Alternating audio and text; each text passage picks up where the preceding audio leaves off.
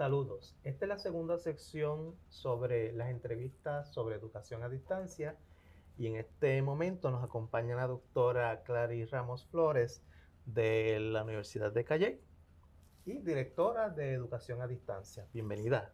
Hola, un placer estar aquí y Vamos a disfrutar estas preguntas. vamos a conversar Sí. sobre educación a distancia, sobre dinámicas. Esto es espectacular.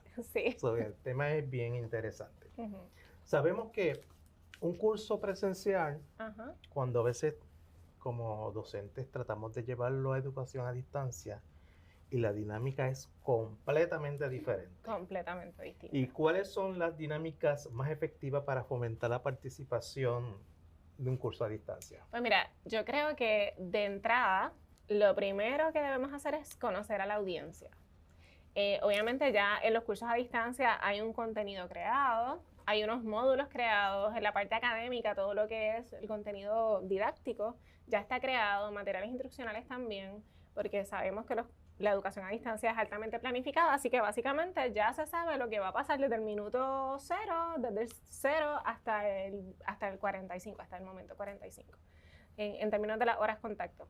Así que yo creo que una de las cosas importantes es que el facilitador de ese curso, entiéndase el profesor universitario, el que sea, conozca a la audiencia a través de ese primer foro de presentación, que en todos los cursos a distancia se recomienda. En cada curso a distancia, ese primer foro, para mí es bien revelador en el sentido de que ya yo sé si escriben bien, por ejemplo, si saben conectar ideas, si son de los que escriben por cumplir con la tarea, porque toda esa información se desprende de ese foro de discusión. Si son de los que dan más del 100, si de momento yo le digo, si el foro dice una foto y preséntate, y de momento hace un video, me incluye fotos de la mamá, del perro, de la mascota, pues yo sé que ese estudiante va a dar más de eso. Además de que permite humanizar el proceso. Sabemos que al estar a distancia, pues hay una falta de humanización, ese contacto, correcto, sí. Y además de que nosotros como profesores, facilitadores de estos cursos a distancia, debemos entonces también aprovechar ese espacio, abrazarlo, yo digo que es como abrazarlo y ser esa primera impresión que le vamos a dar al estudiante. Que es una de las más importantes. De las más importantes, así que en esa foto que vamos a crear, que se recomienda que sea video, pero si somos cámara shy, como yo digo, si somos de esos que no queremos estar frente a la cámara, pues de momento tal vez incluir alguna foto adecuada, pero en términos del contenido es una forma de capturar. Y entonces una vez yo capturo al estudiante, también, porque así como yo leo al estudiante que hace el foro de presentación por salir del paso, con problemas de ortografía, con problemas de línea de pensamiento, así nos leen los estudiantes a nosotros. Eso es correcto. Así que en esa parte yo creo que ese primer foro de presentación me da las bases para entonces fomentar la participación activa dentro del curso. Y ahí podemos tener otras dinámicas, como por ejemplo, ahí podemos tener sesiones sincrónicas, que a lo mejor puede ser una al inicio, que en ocasiones es una al inicio, una en el medio, una al final, depende de cómo se estructura el curso, pero en esa sesión sincrónica no es yo conectarme a hablar en una presentación.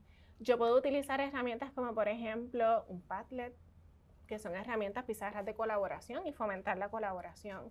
Y tal vez decirle, ay, qué bien lo hiciste, o utilizar los nombres de los estudiantes al momento de esa retroalimentación inmediata que se da la sesión en vivo. Utilizar, por ejemplo, el Canva Live. Si somos usuarios de Canva, que Canva crea presentaciones digitales espectaculares. Es correcto. Si queremos trabajar, por ejemplo, en Canva, pues podemos utilizar Canva y usamos Canva Live y ahí entonces le podemos pedir a los estudiantes que participen. Podemos aprovechar ese registro de participación, reconociendo, por ejemplo, que tenemos siempre un estudiante que nos escribe más, otro que nos escribe menos, ¿verdad? Y de ahí entonces podemos trabajarlo. Otra de las partes, ¿verdad? De las dinámicas que podemos utilizar también es herramientas, en este caso, como un Nearpod, a veces pensamos que los adultos no les gusta esta parte de la gamificación, de jugar, de la competencia amistosa, sí, de la competencia amistosa y sorprendentemente les gusta. Así que a veces decimos, no, eso es muy de niño, muy infantil. Muy infantil. Sí. Pero en este proceso, una sesión, crear esas sesiones sincrónicas que no sean solamente yo, un monólogo con la pantalla, hablando de una presentación, que bueno, tenemos al estudiante al otro lado y hay una fatiga visual. No voy a decir tiempo de atención, porque si el tiempo de atención está determinado por mi interés en el contenido. O sea, yo puedo estar 2 horas, 3 horas, no sé si viste Avatar, ¿cuántas horas dura Avatar? Eso. Y estuvimos en el cine y la vimos, mira ahí. Y ya se acabó. Y se acabó 3 horas ahí así que esta atención sostenida que se habla tanto en educación a distancia, depende del interés de la audiencia.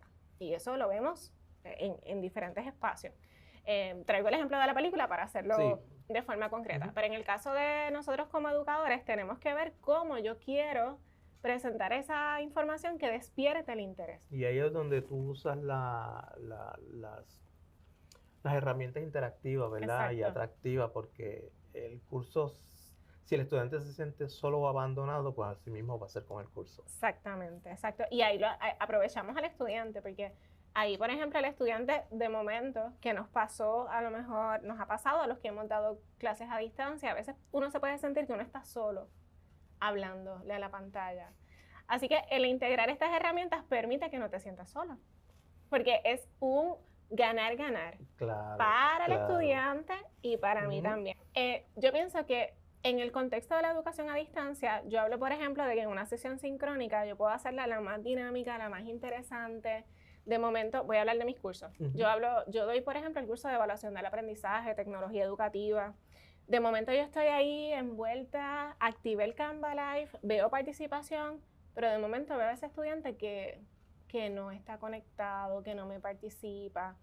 Y a lo mejor es que en ese horario, él a lo mejor estaba en el trabajo. Y no ha podido organizar su tiempo, planificar su tiempo para poder aprovechar la experiencia de la educación a distancia. Y aquí hablo de la planificación de tiempo, pero también la educación a distancia requiere que el estudiante tenga una madurez académica, yo diría, que es esa madurez académica de que esto me interesa, yo necesito aprender esto porque esto me va a apoyar a mi carrera profesional.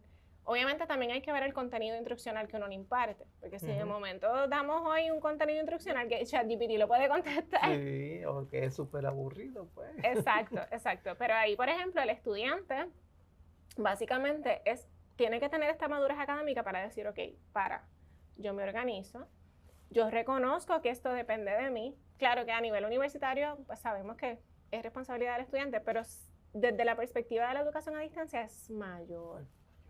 Porque yo como profesora, por ejemplo, en presencial, si él está en clase y yo lo veo así como, pues yo voy y digo, la dinámica, mira, esto, Luis, Juan, y entonces capturo. Pero cuando estoy en educación a distancia, que uno no ve.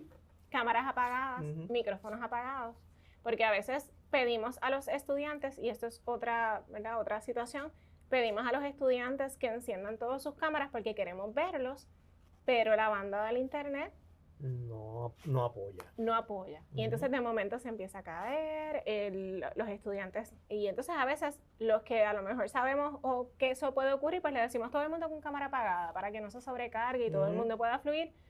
Pero entonces si le pedimos a todos cámaras encendidas, de momento estamos también entrando en un espacio de privacidad y ahí pues hay que cuidar eso.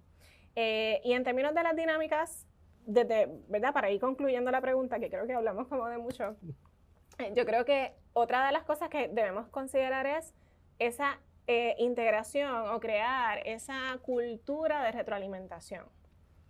Que es bien importante. Sí, porque si yo como estudiante sé, por ejemplo, yo soy tu estudiante y tú estás dando administración de empresas, estás dando un curso de administración de empresas, yo hice un trabajo de, qué sé yo, de manejo de documentos, y tú me das la retroalimentación 2 semanas después, y digo, ay, ¿qué fue lo que hice? Ajá, ¿qué hice? ¿Qué pasó? Aparte de que la literatura sostiene que el proveer retroalimentación oportuna, de calidad y a tiempo provoca una ganancia de aprendizaje. Así que, ¿cuál es mi propósito? ¿Cuál es el propósito de todos los profesores, educadores, docentes? Que nuestros estudiantes ganen aprendizaje, ganen experiencias de aprendizaje. Así que en esa parte, crear esa cultura desde el principio. Mira, ese foro de presentación era hasta el domingo, hacer el ejercicio y establecer esa regla con el estudiante. Mira, yo soy de los que corrijo en 72 horas, en 7 días, en 5 días, y no está mal, es decirle, mira, en tanto tiempo tú vas a tener una respuesta mía. Si de momento tienes mucha carga de trabajo, esto sería para el facilitador, establecer esas reglas de comunicación de decirle, mira, no te desesperes, lo trabajaste el domingo, pero es que yo corrijo los viernes. O sea, que si a 7 días, por establecer un tiempo, tú no has recibido respuesta de mi parte, pues entonces es, ¿verdad? Algo, porque se ponen también ansiosos y preocupados. Hay estudiantes que se me entran en el modelo de ansiedad, sí, entonces esperan la retroalimentación inmediata. Sí, ellos esperan que sea de inmediato. Ahora, eso de la retroalimentación inmediata, yo la puedo aprovechar con las herramientas, como por ejemplo, Moodle. En Moodle pues tenemos, que es el Moodle institucional, tenemos los formularios, los cuestionarios, este tipo de cosas, tiene una retroalimentación inmediata. Y el H5P, que yo puedo crear también esa dinámica con videos y demás, y hay una retroalimentación inmediata que no depende del profesor. Pero esta otra retroalimentación que depende de que yo corrija, pues entonces yo creo que una de las cosas que se debe establecer en ese inicio para fomentar la participación es que el estudiante sepa, ok, Clary corrige. Obviamente yo no le voy a decir al estudiante, mira, es que yo corrijo tal día por esto y esto. No, decirle, bueno, los resultados, las notas, las van a recibir aproximadamente en 5 días calendario o en 7 días a una semana de haber entregado, del entregable. Y eso, yo creo que todas estas combinaciones, porque no es una sola cosa, que como que con una varita mágica uno haga tic y con eso tenemos la participación. Yo creo que es una combinación de cosas que podemos crear dentro de ese espacio virtual para que entonces nuestros estudiantes participen. Qué bien, qué bien. Entonces, el aprendizaje basado en proyectos funciona en educación en línea. ¿Cómo se puede implementar esto? Pues mira, yo creo que el aprendizaje basado en proyectos ha sido subestimado al uso K12.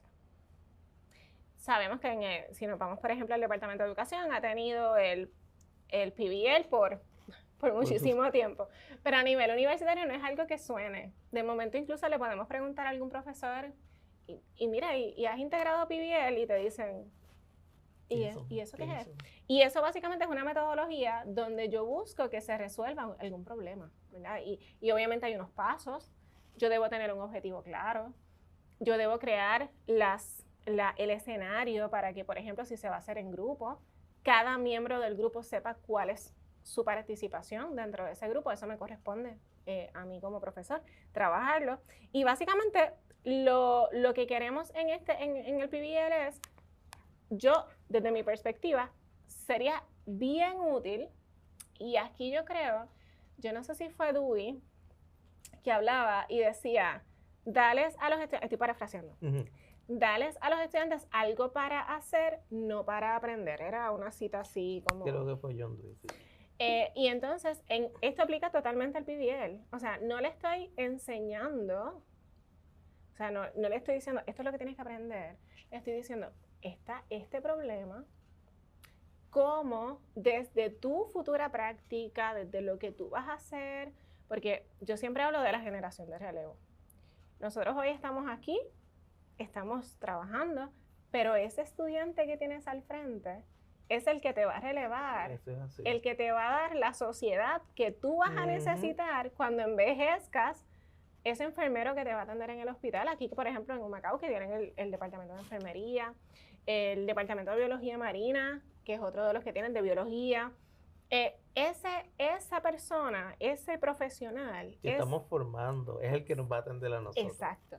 Cuando nosotros, en mi caso, por ejemplo, yo trabajo en el departamento de pedagogía, además de ser directora de la Oficina de Educación a Distancia, trabajo en el departamento de pedagogía, así que yo estoy preparando a ese que entonces va a relevar a los maestros y que, desde mi punto de vista, va entonces a atender a esos bebés que vayan naciendo, que sabemos que son pocos, porque la demografía está bajando. Sí, pero nuestros nietos. A nuestros nietos. Yo lo veo de esta forma, cómo yo quiero que sea esa persona. Y entonces, en ese caso, si integramos esta metodología bien estructurada, que claro, tiene unos pasos, y aquí, ¿verdad? Un poco la literatura puede variar, pero primero yo tengo que establecer un objetivo claro. ¿Cuál es mi objetivo con esto? Dentro de este objetivo, pues, no sé, resolver el problema, por ejemplo, de la falta de maestros en Puerto Rico. Obviamente eso es un problema grave, pero esto, ¿qué podemos hacer? Pues vamos a planificar, hacemos brainstorming, ¿qué posibilidades hay dentro de esto? ¿Qué dice la literatura? ¿Cómo yo puedo atraer a esos maestros? Y estoy hablando desde mi experiencia, ¿verdad? Pero también puede ser en administración de empresas. Es lo mismo. Hay una preocupación seria en términos de la administración de empresas, de la AI, de lo que puede sustituir, pues entonces, pero también hay una falta de personal y ahí hay que encontrar un balance, pues eso es una situación que hay que trabajar. Pues vamos a planificar, vamos a buscar qué dice la literatura.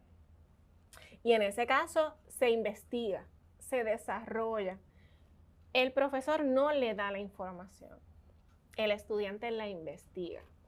Y obviamente, por ejemplo, si estamos hablando de 3 personas, de 3 miembros, digamos que es un trabajo grupal, pues entonces cada miembro puede hacer una búsqueda. Bueno, pues yo busco, si es un problema, por ejemplo, de futuros maestros, pues yo voy a buscar qué dice la UNESCO, yo voy a buscar qué dice el Departamento de Educación de Puerto Rico, qué dice el Departamento de Educación de Estados Unidos, y uno se va dividiendo. Se distribuye la carga. Exacto. Y de ahí entonces establece una posible solución donde ahí es trabajar algún tipo de proyecto.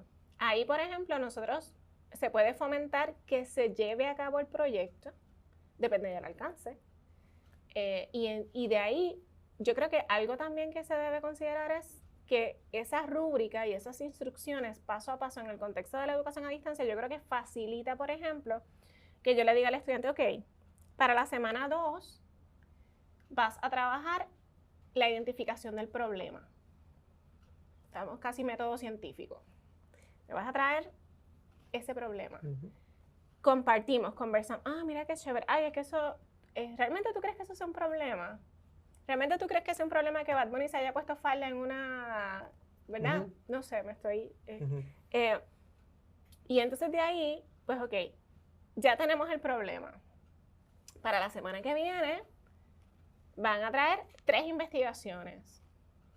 Y un poco trabajándolo paso por paso.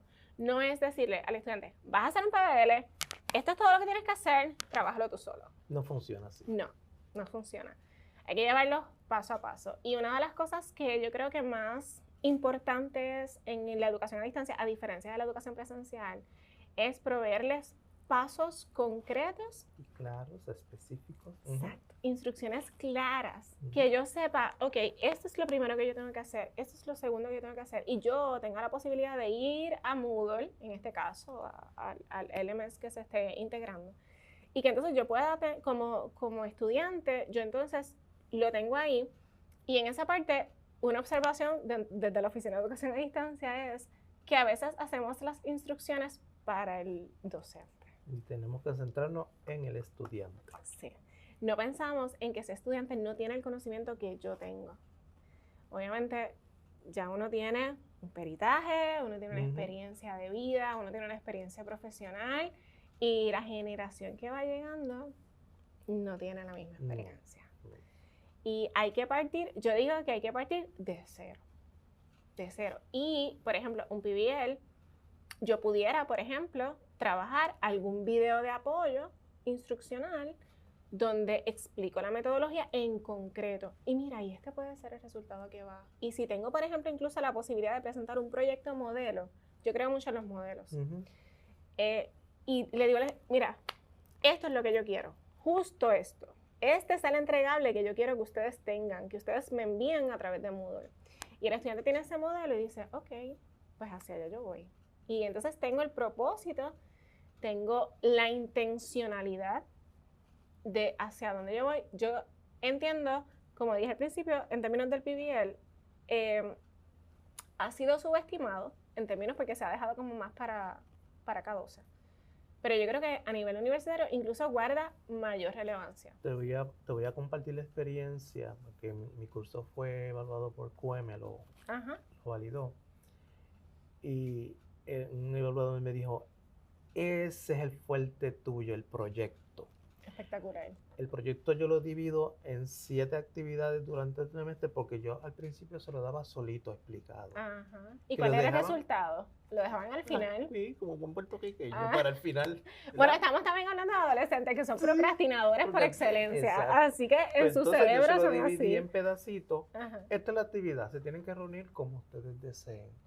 Y al final dicen, me encantó ese proyecto porque nos conocimos, aprendimos cómo aplicar lo que ustedes decían en la teoría, lo llevaban a la práctica. Sí, eso funciona. O sea que desde tu experiencia, y qué bueno que traes el ejemplo, porque dentro de esto, el darlo, tuviste las dos partes. Tuviste la parte de darlo primero, Ujú. pues lo doy así, que generalmente eso es lo que pasa. Es correcto. Yo le expliqué, ya tienen las instrucciones, es responsabilidad de ustedes, tienen que Iba hacerlo. por ahí. Ujú. Sin embargo, el romperlo, uno, que no sobrecarga. Y aquí podemos hablar de que, por ejemplo, a veces a nivel de educación a distancia tenemos que cuidar la carga cognitiva del estudiante. Hasta qué punto lo sobrecargamos cognitivamente. Y de eso hay temas para largo, pero en el sentido de la información, ¿cuál es la información que él necesita ahora? Exacto, exacto. ¿Cuánto tiempo? Porque de momento, si se lo doy entonces al principio, con la entregable al final, a lo mejor de una experiencia que pudo haber invertido 20, 25 horas, espera al último minuto y ahora con ChatGPT, pues entonces, Y lo hacen. en 5 minutos. O sea, estas son las instrucciones, esta es la rúbrica, que, ¿verdad? Que eso es parte de lo que es el proceso. Así que, si me preguntas en términos, yo creo que sí. Yo creo que, y que además le da al estudiante y me imagino que lo viviste, la posibilidad de experimentar un poco con lo que es su carrera profesional. Depende del problema, ¿verdad? Que se trabaje. Y tocar un poquito ya, un poco más concreto a lo que él se va a enfrentar una vez salga de aquí, que sabemos que la teoría es una cosa y cuando salen al mundo real, laboral, se enfrentan a otras cosas que no necesariamente nosotros podemos hacer nuestro mayor esfuerzo por prepararlos, pero hay cosas que por más que tratemos, son problemas reales. Así que... Problemas reales, sí. ¿Y cuál es el papel de la gamificación? Que se habla mucho de la gamificación, ¿verdad? De educación a distancia. ¿Realmente esto ayuda? Pues mira, yo creo, desde mi perspectiva, sí, pero aquí voy a hablar un poquito de la personalidad del profesor también. Okay. Hay profesores que son un poquito más sobrios en su personalidad. Hay otros que son un poquito más dinámicos y yo creo que esa parte se respeta porque cada uno, yo le digo a mis estudiantes que hay una personalidad profesional, una personalidad maestro, todos desarrollamos esa personalidad. A nivel de gamificación, creo que ahorita más temprano lo mencionaba, que era que se piensa que es solo para los niños. Pero la realidad del caso es que la gamificación, cualquier juego que yo pueda crear, ¿verdad? Que fomente algún tipo de ganancia de aprendizaje, lo podemos trabajar. Y entonces yo creo que dentro de la literatura incluso se habla de que mejora la participación del estudiante, mejora la colaboración, porque hay mucha gamificación que se nutre de la participación de cada uno de los miembros. Y además, que yo creo que esta es una de las partes más importantes, que depende de la herramienta, te provee retroalimentación inmediata. Voy a dar un ejemplo. No sé, de momento estamos usando un Curipod o estamos usando un Nearpod. Voy a usar Nearpod, que es la última que usé en un curso a distancia y como que el resultado fue bien chévere. Hay un Time to Climb. No sé si lo conocen, pero es como esta carrera de que tú vas contestando las preguntas y vas subiendo como una montañita. Yo dije, bueno, vamos a probar. Pero las respuestas le salen incorrectas o correctas. Y al final, uno tiene la posibilidad de volver a repetir el juego. Y yo les pregunté, ¿repetimos? Sí, porque yo me quedé muy abajo, yo quiero estar más arriba. Pero la realidad es que aunque es esta competencia amistosa, está en juego la retroalimentación. Y el aprendizaje está ahí. Está ahí. Sí. No es el resultado. Claro, yo uso metodológicamente hablando la gamificación. Yo el cómo voy a llegar a ese resultado, a ese objetivo instruccional, lo hago a través de la gamificación. Pero en el proceso, el estudiante hace selección múltiple, dice, ay, qué chavienda, Aprende yo la tenía, yo la conceptos, sabía, ujú. relaciona entonces a lo mejor y dice, ay, Clary me había dicho eso, o como le pasa a muchos a veces que dicen, yo la tenía y la cambié, ¿verdad? Yo creo que la gamificación hay que saberla, primero, si la pregunta es si funciona, o sea, funciona, pero... No todo es mágico. Exacto, exactamente. Y además de que, si yo tengo el objetivo claro, yo voy a saber, ok, para este objetivo puedo usar esto, porque primero yo determino el objetivo instruccional. Correcto. Sí, porque de ahí es donde partimos. Exacto. No es utilizar una herramienta por esto usarla. Es lo último en la avenida. Por la tendencia. Sí. Por la tendencia, no. Usamos entonces, primero el objetivo instruccional, tenemos el objetivo instruccional, de ahí yo digo, ok, bueno, pues si mi interés es, por ejemplo, que integren, que conozcan tal cosa, pues a lo mejor una gamificación no me es útil. A lo mejor un ensayo me es más útil, o a lo mejor algún otro tipo de, ¿verdad?, de evaluación. Y aquí podemos hablar de la evaluación formativa. Cualquiera de estas, que incluso hay diferentes estrategias para eso. Pero en el caso de la gamificación específicamente, sí funciona. Creo que está un poco subestimada a elemental por el asunto del juego, pero los adultos lo disfrutan. Y en tu experiencia, ¿cuál tú crees que es la herramienta que más recomendada según lo que tú has experimentado en los cursos? Yo creo que depende del dominio tecnológico del profesor. Del profesor. Porque es que si yo voy a utilizar una herramienta, yo tengo que dominarla. Porque, por ejemplo, yo hablé de Nearpod, hablamos de Moodle, hablamos de S5P, hablamos de otras, de Articulate, pero ¿hasta qué punto yo la domino para que si un estudiante no la sabe manejar, ¿Le puede explicar? Le puede explicar. Porque a veces es al revés. Exacto.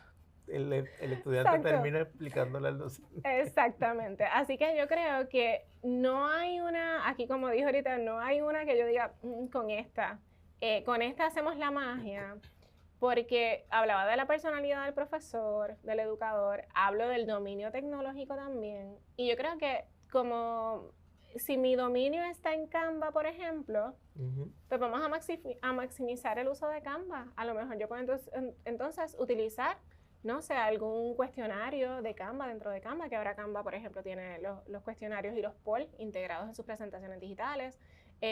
Puedo integrar el Canva Live. Pero depende, esa respuesta pues, va a variar, depende del dominio del profesor. La educación a distancia no es para todos los profesores.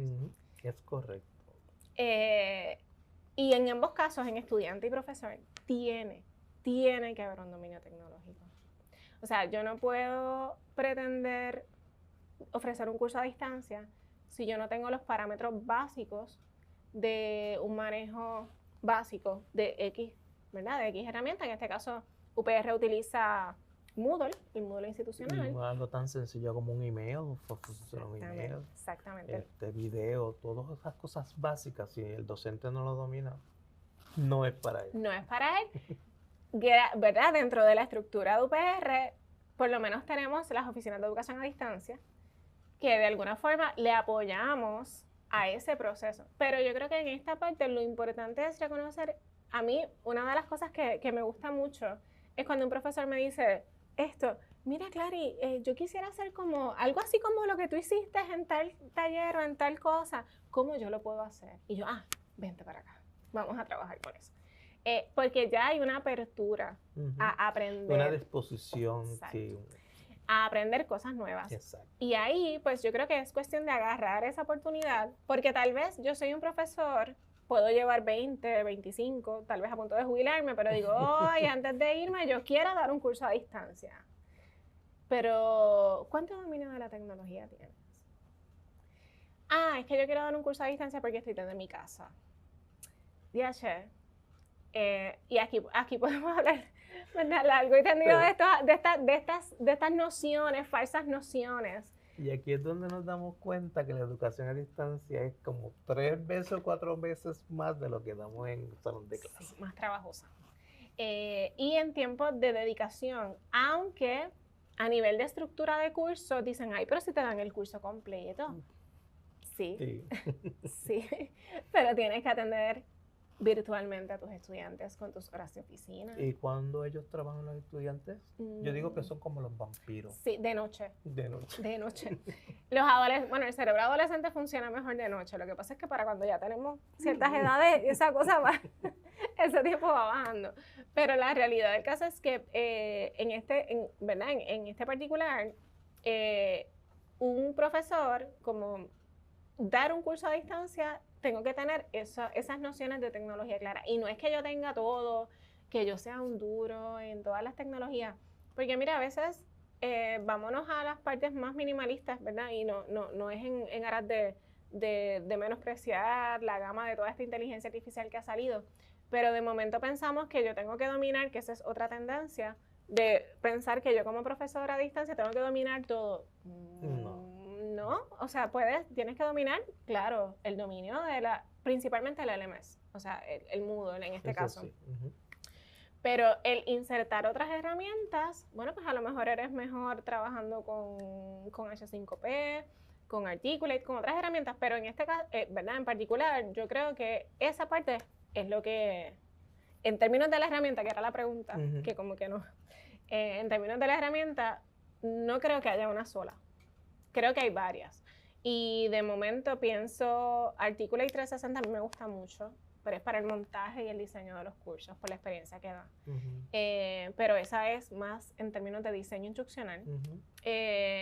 Pero volvemos, puede ser el mismo Moodle, a lo mejor la clase más sencilla que tú piensas, la das espectacular, porque despiertas el interés, a lo mejor eres de esos profesores, no sé si te ha pasado que de momento coges a lo mejor un webinar y ese recurso está tan apasionado que tú dices, ay, yo me quiero quedar ahí. A lo mejor tienes esa habilidad y no necesitas tener mucho dominio en tecnología. Exacto. Así que depende mucho de la personalidad del profesor.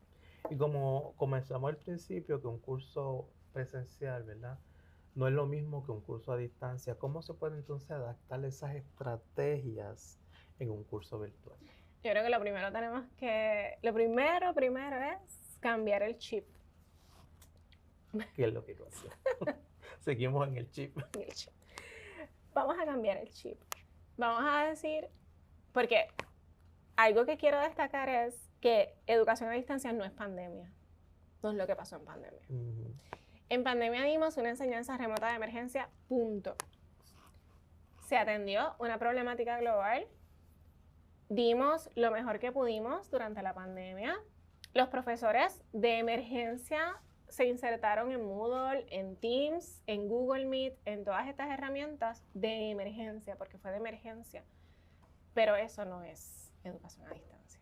Así que yo creo que lo primero, eso. Posiblemente muchos llevaron el curso presencial obligado. Obligado, sí. Y en mi experiencia, el dar, por ejemplo, el utilizar una presentación digital, o sea, yo cuando estoy presencial, di la presentación digital. Ok, chévere.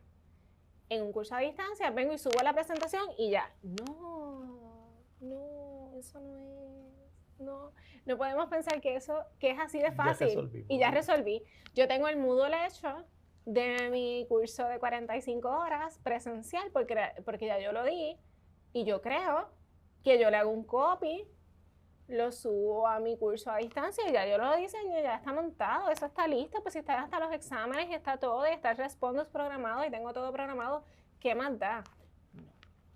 No, porque incluso a nivel de a distancia, en este asunto del mover un curso presencial a distancia, yo tengo que considerar incluso que ahorita hablábamos de las instrucciones. Yo tengo que pensar ese estudiante que no está conmigo, a quien no le puedo ver los gestos, de que está perdido, de que no me entendió, de que el uso del vocabulario, el uso de las rúbricas tan obligada que a veces se da luego cercana a la fecha de entrega o en la fecha de entrega en a distancia, no. Tienes que tener toda una planificación y estructuración de contenidos donde el estudiante sepa de la A a la Z qué es lo que va a hacer. Correcto. Y yo creo que primero, pues ese cambio de chip. Segundo, el considerar, yo incluso descartaría lo que doy presencial y lo usaría como inspiración. mira, yo hice una presentación digital. Pues de esa presentación digital yo puedo crear un video instruccional y a lo mejor aquí considero el tiempo. Eso que yo di en clase a lo mejor me tomó 1 hora, porque a veces, otra de las cosas que a veces pasa, tenemos presentaciones digitales de cientos de plantillas. Es matar. Y tenemos que irnos al microaprendizaje. Eso es lo que yo uso, microaprendizaje. Y aquí en el microaprendizaje, si tú lo utilizas y yo lo utilizo, ¿verdad? Dentro de lo que son mis cursos, yo tengo que decir, ok, Clary, ¿qué es lo que 100% se necesita aquí? Porque en una clase presencial yo tengo la posibilidad de conversar, pero en un aprendizaje de educación a distancia, vamos, me voy a ir. Sí, es como decimos un buen puertorriqueño, darle la vuelta a la noria para hablar, para decir, este es el punto. Y en la educación a distancia es lo esencial. Vámonos al punto. Además de que el estudiante, si es un estudiante que está ya configurado en educación a distancia, yo no vengo a perder el tiempo. Exacto. Y eso es lo que él espera. Ajá. No me hagas perder el tiempo. Me das 1 hora de video o de presentación digital que yo tengo que ver cientos de plantillas para... ¿qué? O sea, ¿cuál es el propósito? Y aquí yo recuerdo mucho, yo fui estudiante de educación a distancia. Y en esa parte yo creo que me sirvió para considerarlo, o más bien para considerar a mis estudiantes. Y yo recuerdo, tuve todo tipo de profesor, y yo siento que estos profesores que iban al grano me daban una mejor experiencia de aprendizaje que aquellos que daban en largo y hablaban, y a veces incluso tuve un profesor que tuve reuniones sincrónicas con él por 2, 3 horas y de momento era, ¿y qué pasó? O sea, ¿qué fue lo que pasó en esta reunión? ¿De qué se está hablando? Ajá. O sea, no. Y en ese aspecto, si hablamos del cambio de presencial a distancia, es entender que la educación a distancia es altamente planificada, requiere una estructura en contenido distinta, muy, muy distinta a lo que es la cultura presencial. Y que ciertamente, como tú bien mencionaste ahorita, no es más fácil para el profesor. Tiene sus ventajas, porque no se las vamos, tiene sus méritos. Pero a la hora de tú pensar en un trabajo, o más bien en estructurar los trabajos, tienes que asegurarte de que esa instrucción que está ahí está tan y tan for dummies. Exacto. Que el estudiante sepa que eso es lo que va a hacer. Incluso, yo me atrevería a decir más. En presencial, si yo, por ejemplo, le digo a los estudiantes, trabajen en una presentación digital, si el estudiante no entiende muy bien PowerPoint, Canva, Google, pues me pregunta. En a distancia, yo tengo que tenerle los materiales con anticipación. Yo tengo que tenerle un tutorial, ese material de apoyo tiene que ya estar ahí disponible. Yo tengo que decirle al estudiante, vas a hacer una presentación digital, si necesitas apoyo, este es el contenido al que vas a hacer referencia. Me tengo que adelantar, tengo que ir un paso adelante de la pregunta que él me puede hacer, porque si no se me llena el correo electrónico, se me llena la mensajería de Moodle, se me llena todo, y ahí sí que hay trabajo porque tengo que estar contestando las preguntas una y otra y otra y otra vez. Así que, contrario a lo que se piensa, que a veces escoger ese curso que di en pandemia y transferirlo a educación a distancia, eso no es. Requiere otro tipo de diseño. Así que sí se puede, no es que no se pueda, pero no es tan fácil como copio y pego y ya tengo el curso listo. Al principio me hablaste sobre la sesión que das 1 o 2 o 3 sesiones en vivo y los foros y los chats. ¿Cuán importante es eso? Yo pienso que eso humaniza. Y volvimos, como lo mencionamos ahorita, en este sentido de la educación a distancia, a veces se piensa que es, me das el contenido y ya, pero la evidencia científica dice que cuando yo humanizo con el estudiante, cuando yo conecto con el estudiante, hay un aprendizaje más permanente. Hay un metaanálisis que salió reciente, no recuerdo ahora, lo puedo identificar y tal vez enviarlo, pero habla de cómo se aprende en términos si fuese con una computadora sola versus con una persona facilitando el aprendizaje a través de la computadora. y se encontró unas diferencias significativas en términos de la retención del aprendizaje. Mira qué interesante, que de momento uno dice, wow, la retención del aprendizaje. Y sabemos que es que el aprendizaje funciona como, yo a veces digo, a nivel de, el ejemplo que siempre me viene a la mente es la construcción. Tú vas construyendo un piso, el otro, porque las neuronas van conectando y estableciendo conexiones, porque el aprendizaje es eso, conectar lo que ya yo sé con lo nuevo. Así que hay alguna relación que todavía, ¿verdad? Humanamente necesitamos esa comunidad, esa sensación de humanización que se da a través de estas sesiones. Me encanta lo que dices sobre la humanización, porque muchas veces la vieja escuela, ¿verdad? De que el estudiante allá y el profesor acá. Entonces no hay esa conexión. Y yo he aprendido que cuando tú te acercas al estudiante y, vamos a decirlo, lo amas, que él siente ese amor, él te es más fiel. Claro. Y en la clase te responde. Sí, sí. Y yo creo que eso que traes, a veces decimos, y amar a los estudiantes. Bueno, yo creo que es amar el proceso de enseñar, que como consecuencia hace que ese estudiante se vuelva parte de ti y que le importas. O sea, exacto, que ve el interés que tú tienes por él para que aprenda. Claro, y he tenido experiencias en relación a eso, y hubo un estudiante particularmente que hubo una vez que me dijo, ay, Clary, yo estaba tan cansada al final de la clase, una clase que tuvimos a distancia, yo estaba tan cansada, se quedó hasta el final, me dijo que si podía quedar un momentito hablando conmigo, yo le dije, sí, yo estaba tan cansada y pensaba no conectarme, y me dice, ¿y sabes qué? Y yo, ¿qué? Y me dice, después dije, no le puedo fallar a Clary. Y a mí eso, una frase tan sencilla como, no le puedo fallar, y yo dije, wow, o sea, virtualmente. Eso funciona. Ajá, funciona. Y claro, obviamente ella se queda al final, me lo comparte, y le dije, ay, pues qué bueno, pero estabas cansada, cuéntame, ¿qué pasó tu día? Y esos 5 minutitos extra que me quedé entonces luego porque vamos, estuvo la sesión, nada, que trabajo mucho, nada, conversamos un ratito. No es que vamos a ser amigos, pero hay un interés, y de ahí yo dije, bueno, yo tengo que aprovechar esto, porque si ella sintió, no le puedo fallar, pues entonces... Tú tampoco. Yo tampoco. Pues, ¿qué pasó? ¿Está todo bien? ¿Tu familia? Esto, lo otro. Porque también tenemos que entender que esta generación y nosotros tenemos problemáticas distintas. Manejamos las problemáticas distintas también. Y en esta parte... yo no puedo pensar como yo, no sé si me estoy explicando en esto, pero no puedo pensar como yo o como mi generación, sino que tengo que buscar la forma de empatizar con la audiencia, que al principio lo hablábamos de la importancia de ese foro, de la importancia de esa presentación. O sea, yo tengo que empatizar y conectar con esa audiencia para que entonces yo diga, ok, sí, se puede trabajar. Sí.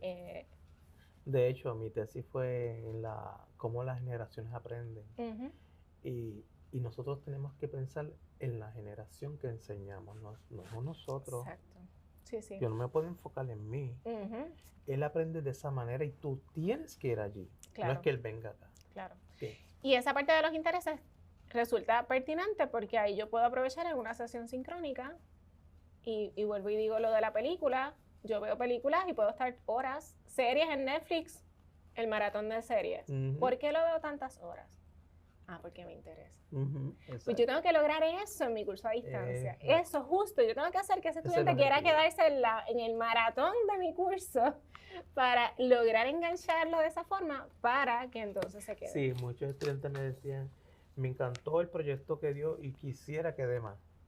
Yo, pues simplemente es uno porque no se puede mucho. Porque no podemos, no queremos tanto trabajo, mucho trabajo para corregir. Pues cómo se puede fomentar entonces el trabajo en equipo, ¿verdad? Y la colaboración en ese entorno virtual que ya tú lo has explicado, pero entonces quiero que me lo diga de una forma más directa. Yo creo que podemos usar herramientas de colaboración. Voy a dar un ejemplo concreto. Yo puedo crear, por ejemplo, un documento en Word. Nosotros en UPR tenemos el 365, tenemos formas de colaborar a través de un documento compartido en Word, en PowerPoint, y a veces te decimos, ¿en serio? Sí.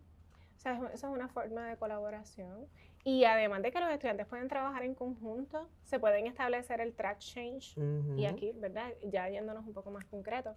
Y el profesor puede pasar, porque si yo tengo autorización en el documento, yo lo comparo como cuando tú vas por las sillas en el curso presencial, pues puedes ir por los documentos en el curso virtual, a ver cómo está trabajando. O en el Zoom, que te meten en las diferentes salas. Tenemos los diferentes cuartos. Aquí tenemos el Zoom. Continuando con las herramientas de 365, tenemos Teams, que a través del meeting yo puedo crear estos cuartos donde ellos pueden colaborar, pueden trabajar en conjunto. Yo le puedo decir, ok, nos vamos a dividir en cinco grupos, cinco cuartos. Y yo voy visitando cada cuarto y tengo grupos más pequeños de colaboración. Ellos pueden tener un resultado dentro de lo que es ese proceso. Tenemos que ser en esta parte un poquito más creativos. Sí.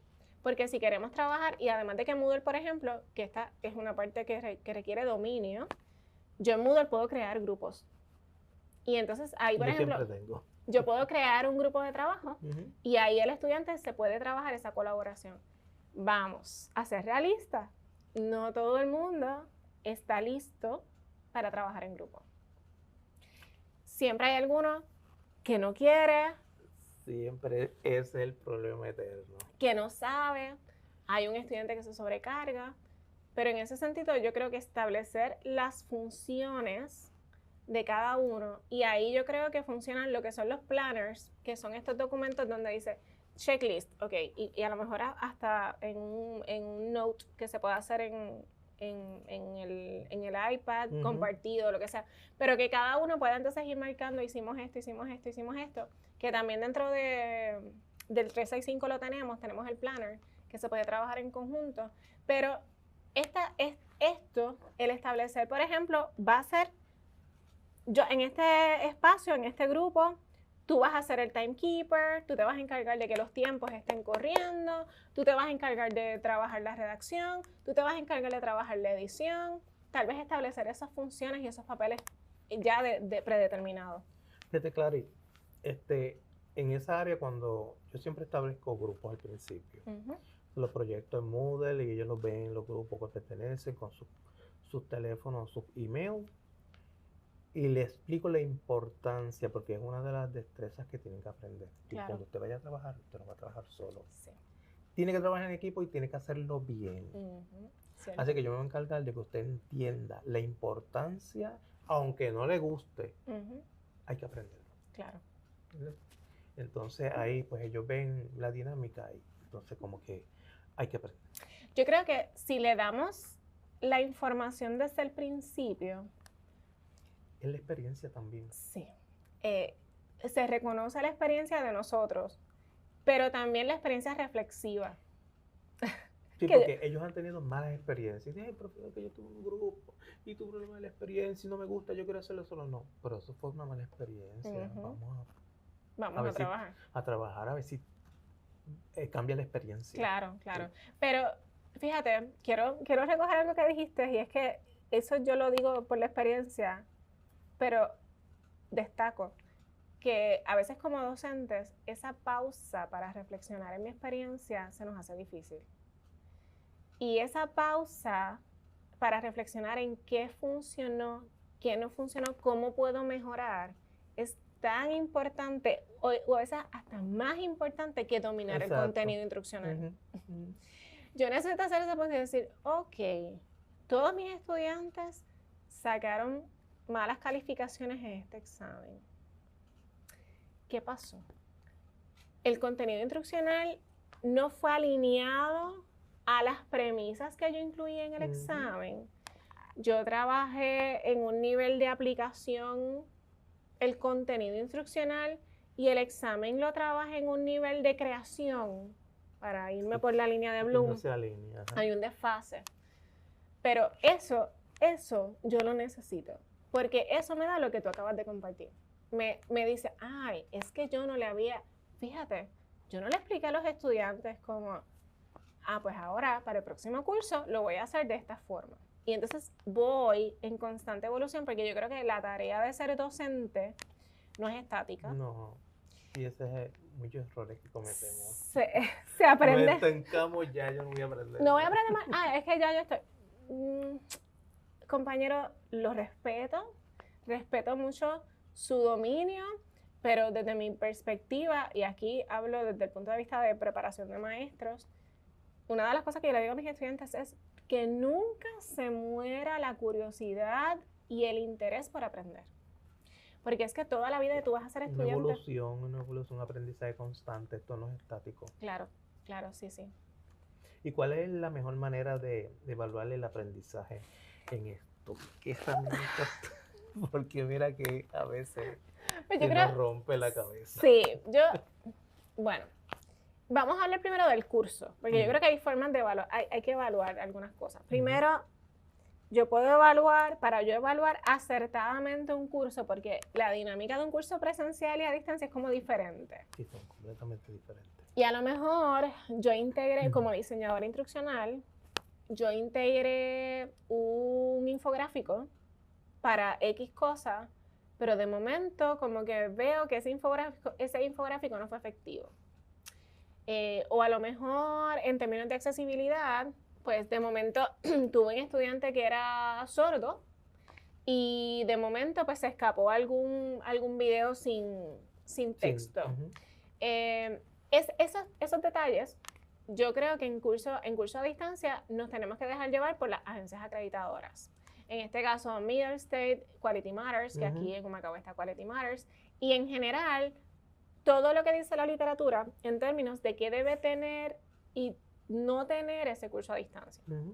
Obviamente, por ejemplo, aquí ahorita se mencionó el microaprendizaje o el microlearning, que es parte de lo que se busca, ¿verdad? Que todo sea al grano, pero debemos tener como esta rúbrica de evaluación, y obviamente aquí podemos hablar de Gagné y otras cosas, pero no vamos a hablar de eso porque eso es diseño instruccional.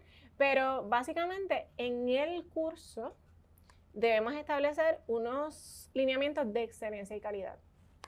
Y eso nos los da las agencias acreditadoras, que son las que saben hasta cierto punto, y la literatura de lo que es educación a distancia. Aquí, por ejemplo, la Junta de Instituciones Secundarias, que evalúa los cursos y demás, pero vamos, las agencias acreditadoras. En el caso de los estudiantes, ¿cómo yo evalúo el aprendizaje? Yo quiero destacar que hay dos evaluaciones aquí importantes.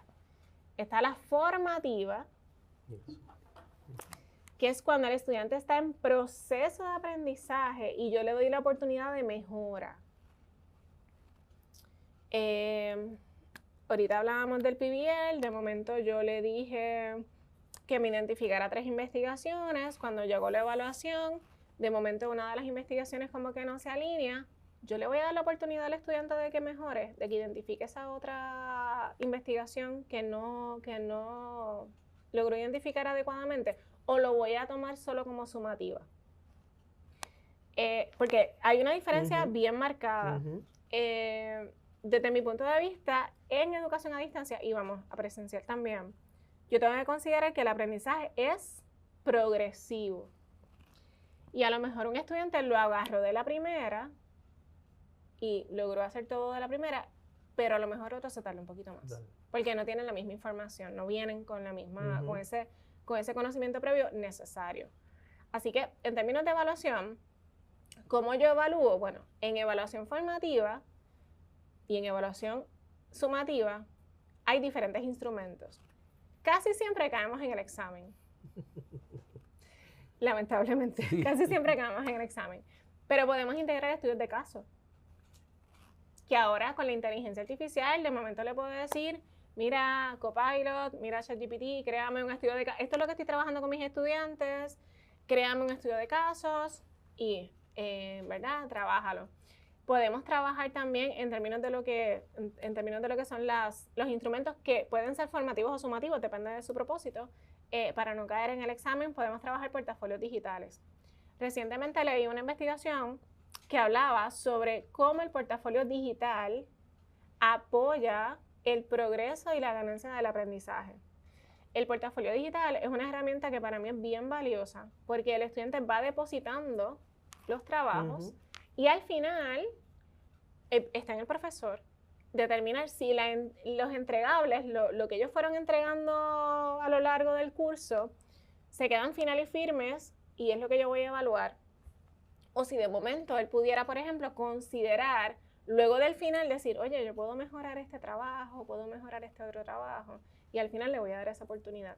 La investigación determina que cuando doy esa oportunidad de mejora, el resultado en aprendizaje, y aquí no voy a hablar de la nota, porque la nota, el resultado en aprendizaje es mejor y más permanente, porque él mismo se está autoevaluando. Y el portafolio digital provee para que se haga esa autoevaluación. Claro, en el caso de los estudios de caso, los portafolios digitales, tiene que haber una rúbrica bien detallada, y hablábamos ahorita de las instrucciones y del modelo. Yo creo mucho en los modelos de trabajo. En la medida en que uno le enseña al estudiante, esto es lo que yo quiero, y con un examen tú no puedes hacer eso, porque si le enseñas el examen... A mí me encantan las rúbricas, porque es que ese es el mapa. Claro. Usted hace este trabajo y yo uso este mapa. ¿Tú quieres sacarlo perfecto? Busca lo que yo te voy a medir. Claro. Y ahí autoevalúate. Sí. Evalúa el trabajo. Dáselo a Clary, dáselo al otro, y se supone, en teoría, que tengan la misma puntuación. Y en términos, ¿verdad? Hablamos de los portafolios digitales, hablamos de los estudios de caso, el PBL, que también es otra oportunidad para evaluar la ganancia del aprendizaje. Debates que se pueden trabajar en línea, y a veces me dicen, ¿debates en línea? Sí, podemos trabajar debates en línea, ¿por qué no? Claro que podemos hacerlo, incluso dentro de un foro de discusión. Depende de cuán compleja sea esa pregunta que yo le haga, o de esa situación que yo le presente dentro del foro de discusión, puedo fomentar el debate y establecer que eso es lo que yo busco. Y eso me da información en términos de la ganancia del aprendizaje. Sí. Y hay debates incluso literarios, depende del curso. Si estamos hablando de una literatura, a veces los profesores quieren comprobar el aprendizaje de la comprensión lectora de una novela solo a través de un examen. Pero yo puedo hacer un debate literario. Seguro.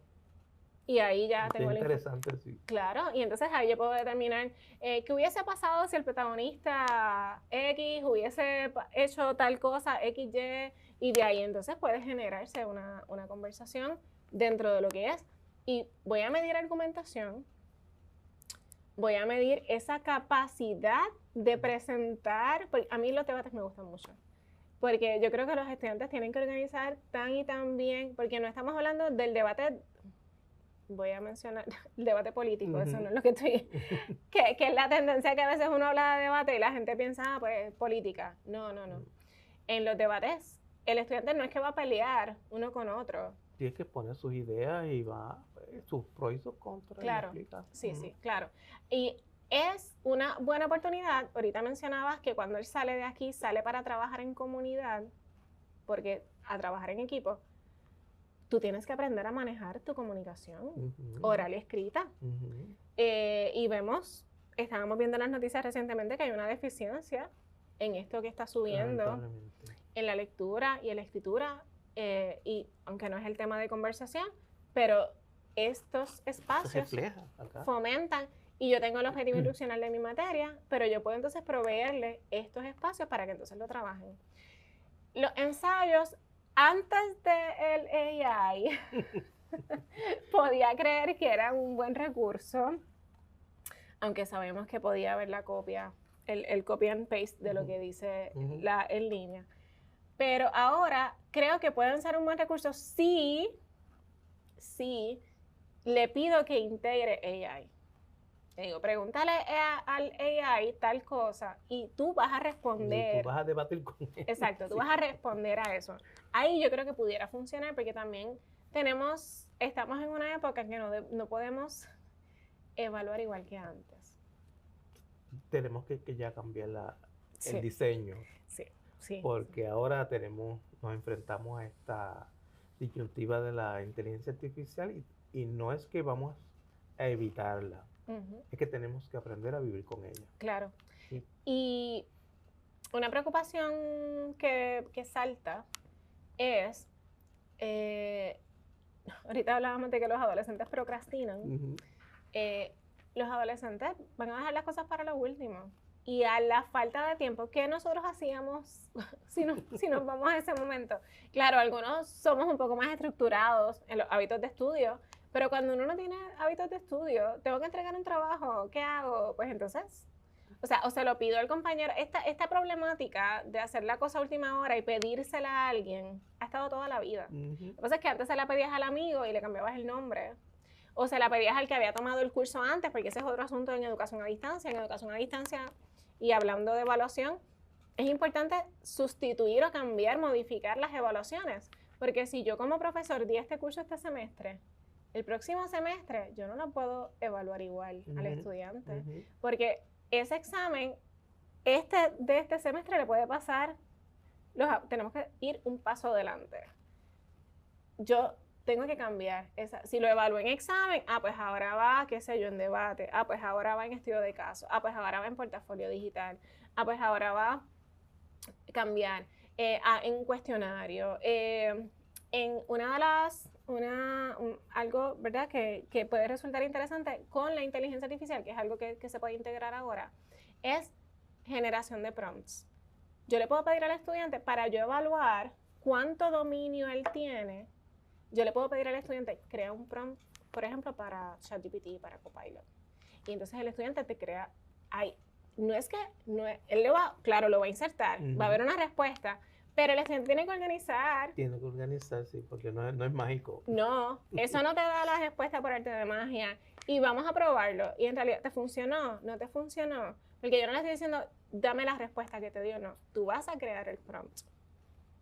¿Qué tú le vas a pedir con relación a, qué sé yo, en este caso, estamos hablando de herramientas digitales, por ejemplo, en mi curso de tecnología educativa. Estamos hablando de herramientas digitales.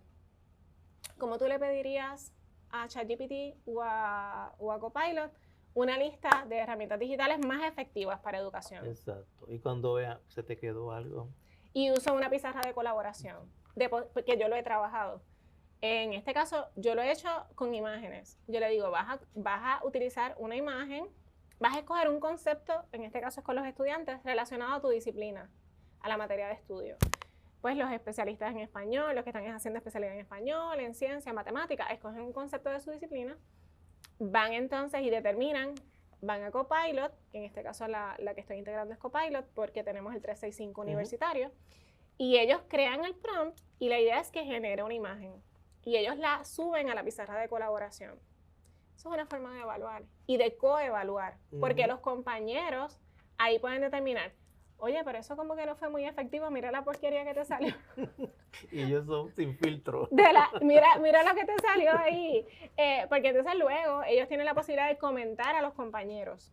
Y ahí hay un aprendizaje también colaborativo. Mira, estamos integrando muchas cosas. Y es una forma de evaluar distinta, integrando inteligencia artificial, sin el examen, pero requiere un poco salirnos de la cajita. Y en términos de educación a distancia, no pensarla como presencial, que esa evaluación tiene que ser. Y aquí yo sé que se utiliza, por ejemplo, en los exámenes Respondus y el Lockdown Browser, pues son otros elementos que hay que considerar, pero tenemos que pensar un poco diferente a lo que es presencial. Qué bien. Y como última pregunta, ¿qué recomendaciones daría a docentes y estudiantes para optimizar su experiencia en esta modalidad? Yo creo que ya las he dicho indirectamente, pero ir un paso adelante del estudiante. Y es que ese foro de presentación a mí me da tanta información, porque me permite ir un paso adelante, me permite saber qué tipo de estudiante yo tengo. Y además, en términos de ir un paso adelante, mantenerme en aprendizaje constante. Las Moodle, por ejemplo, cambió. Y cambia, ya mismo vendrá otra actualización, hará que cambiemos. O sea que yo necesito estar abierto a los cambios. Si yo voy a dar un curso a distancia, yo tengo que estar abierto a ese aprendizaje constante. Además, tengo que estar abierto a nuevas tecnologías. Y ahora, pues con la inteligencia artificial, más todavía, tengo que pensar de forma creativa y no enfocarme en lo tradicional. Y es interesante porque, y lo digo desde el contexto de la preparación de maestros y de capacitadora de educadores, a veces los maestros reconocen que son como el maestro que tuvieron. Algunos dicen, no, es que yo, así fue que me enseñaron. Hay otros que dicen, es que yo soy el que, o sea, soy el maestro que quise tener. Ninguno fue de esa forma, pues yo soy distinto.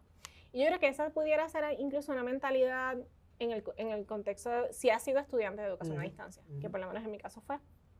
Yo digo, ok, estas clases fueron chéveres, estas clases no fueron chéveres, el profesor hacía esto, el profesor no hacía esto. En mi caso es una ventaja porque fui estudiante, estudié educación a distancia, así que domino la teoría y me permite entonces decir, ok, esto sí, esto no debo integrarlo. Y me permite establecer ese balance. Fíjate, Clary, ahora que tú mencionas eso, con la experiencia que pasamos todo el mundo con la pandemia, Ajá. muchos estudiantes odian la educación a distancia por la mala experiencia que tuvieron. Y yo creo que algo que debemos lograr, un poco difícil, pero lograr es que la gente no relacione la pandemia con la educación a distancia. Exacto. Porque eso fue enseñanza remota de emergencia y eso ya está en Muchos literatura. no dominaban y tiraron las cosas ahí para tratar de Fue salir hacia una adelante. enseñanza que atendió el momento de emergencia que hubo, que no fue altamente planificada, estructurada, con todos los lineamientos que requerían, que muchos profesores incluso se conectaban a ver qué vamos a hacer, quién se va a conectar. Y ciertamente muchos tienen ese sabor, sí, ese mal sabor, porque sí, es ese mal sabor. Y el estudiante hay que cambiar esta mentalidad también, porque todavía piensan así. Sí. Y más allá, yo creo que también del estudiante, los profesores también. Tenemos que entender que lo que ocurrió en pandemia, yo me siento, olvídate, porque todos mis estudiantes pasaron el curso en pandemia. Yo no tengo problemas en dar un curso a distancia, ninguno. Si yo logré dar un curso en pandemia y todos mis estudiantes salieron bien y mis estudiantes se conectaban. Sí, pero no es lo mismo. No es lo mismo. No. Allá tú estabas explorando, atendiendo la emergencia. Acá hay una estructura que debemos seguir y que debemos cuidar, porque yo creo que una de las cosas que prevalece en la educación a distancia es la calidad del contenido, porque como es planificado, es un poco más planificado que, no es que en presencial no se planifique, sino que en presencial, por ejemplo, yo llego, tengo este objetivo instruccional, pero de momento ayer pasó algo en Puerto Rico y lo podemos hablar. Tal vez en educación a distancia, si es una sesión sincrónica, se puede atender, pero no es tan fácil. Es un poquito más difícil en ese sentido, sí. Así que en términos de que estábamos en las recomendaciones para profesores, yo creo que ir un paso adelante, cambiar esa mentalidad de pandemia, mantenerse abierto a lo que es el proceso de enseñanza y solicitar apoyo. Siempre. Y la Oficina de Educación a Distancia estamos para eso. Está para eso. Que no tengan temor en pedir que no sepan, nosotros estamos diseñados para enseñar. Y el error es parte del aprendizaje. Seguro, seguro. Así que reflexionar en mis errores del curso, durante el curso, es válido. Porque si no erráramos, no estaríamos donde estamos, no aprendemos. Este es un proceso constante de aprendizaje y uno nunca va a enseñar las cosas de la misma manera porque vamos mejorando cada vez más y más. Claro. Y en la experiencia es que se gana. En este caso, si hacemos esa pausa reflexiva de cómo estuvo y aunque la evidencia científica está como en un debate en esa parte, el reconocer la retroalimentación del estudiante también es importante. La ciencia dice, bueno, es que si le caes bien, te va a evaluar bien. Si le caes mal, pues entonces va a aprovechar y si es anónimo, te va a evaluar de una forma. Y si es con nombre, te va a evaluar de otra forma.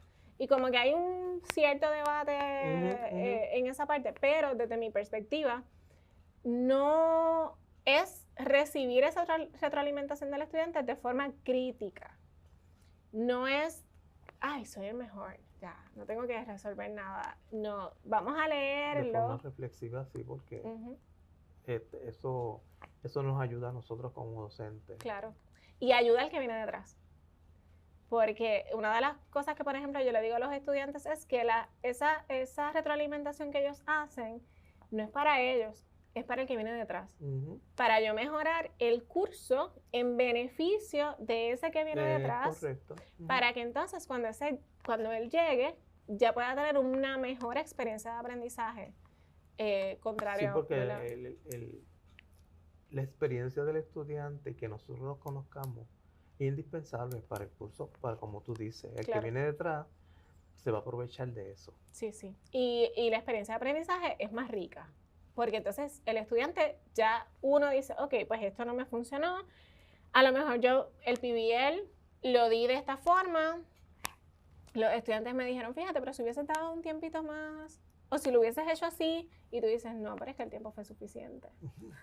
Esas cosas, pues uno a lo mejor las considera. Pero uno dice, bueno, si te hubieses organizado mejor, pues entonces a lo mejor hubieses tenido mejor resultado. Pero es importante esa retroalimentación del estudiante, escuchar, leerlo, en este caso, por parte del estudiante, para entonces mantener una mejora continua.